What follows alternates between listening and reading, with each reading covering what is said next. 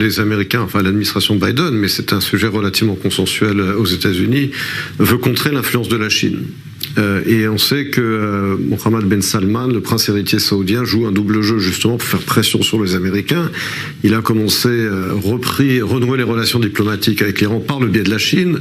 La Chine lui fait des offres très alléchantes sur l'achat à long terme de ses ressources de pétrole, celle de l'Arabie saoudite.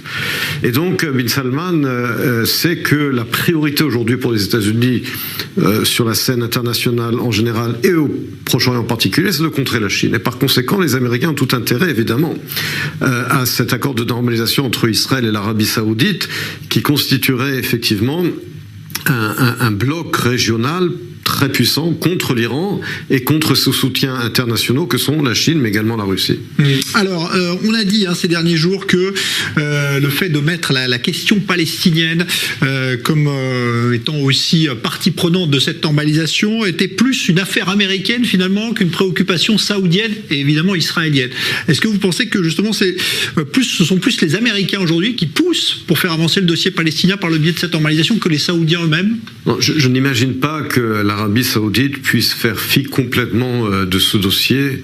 On se rappelle que c'est quand même l'Arabie saoudite qui avait proposé en 2001 ce fameux plan de paix saoudien entre Israël et les Palestiniens. Et on sait également que le roi d'Arabie saoudite, lui, est beaucoup plus ferme sur cette question que MBS. Mais j'imagine difficilement Mohammed Ben Salman ne rien dire et ne rien faire sur ce dossier. D'ailleurs, il s'est exprimé à ce sujet de plusieurs reprises quand il a été interviewé dans les médias internationaux américains. Son ministre des Affaires étrangères, il y a 2 semaines, s'est exprimé à l'Assemblée générale de l'ONU et n'a pas mentionné la normalisation avec Israël, mais a parlé très clairement du dossier palestinien. Donc je ne pense pas qu'il s'agisse uniquement d'une exigence américaine. C'est clair que même du point de vue des Saoudiens, ils ne peuvent pas faire complètement fi de ce dossier.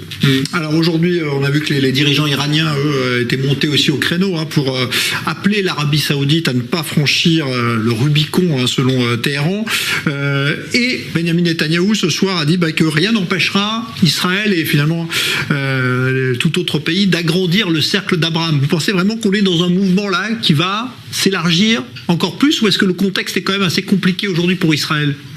Je pense que si on pouvait effectivement rajouter l'Arabie saoudite à la normalisation avec Israël, ce serait un acquis extraordinaire pour la diplomatie israélienne. Ce serait un acquis également pour les États-Unis, comme j'ai rappelé tout à l'heure, dans leur stratégie de contrer l'influence chinoise.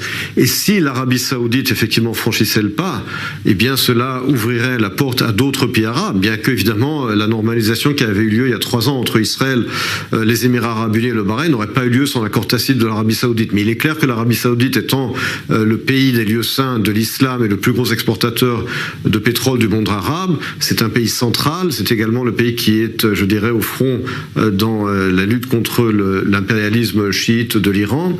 Et donc, évidemment, une telle normalisation ouvrirait la porte à d'autres normalisations avec d'autres pays arabes. Ce serait effectivement un acquis énorme pour Israël et pour les États-Unis. Alors, on voit ici qu'il y a d'autres contacts qui sont noués. Alors, parfois, les choses fuitent de manière malencontreuse. On a vu ce qui s'est passé entre Israël et la Libye. Là, aujourd'hui, c'est la Mauritanie. On a dit qu'il y a eu une rencontre entre officiels israéliens et mauritaniens aux Émirats arabes unis. La Mauritanie avec laquelle Israël, d'ailleurs, a déjà eu des relations diplomatiques. Donc, ce serait un retour. Ce serait pas surprenant pour vous que la Mauritanie, justement, reprenne des relations avec Israël dans le contexte actuel? Ça pourrait se faire, comme je l'ai dit tout à l'heure, si l'Arabie saoudite franchissait le pas, on verrait d'autres pays du monde arabe, d'Afrique du Nord et du Proche-Orient suivre le pas, et la Mauritanie essaie de se placer. Je doute que la Mauritanie effectivement prenne une décision dans ce sens sans qu'elle sache exactement ce qui va se passer du côté de l'Arabie saoudite. Mais la Mauritanie serait l'exemple d'un pays effectivement qui pourrait suivre après l'exemple saoudien, mais tout passe aujourd'hui par la décision de l'Arabie saoudite.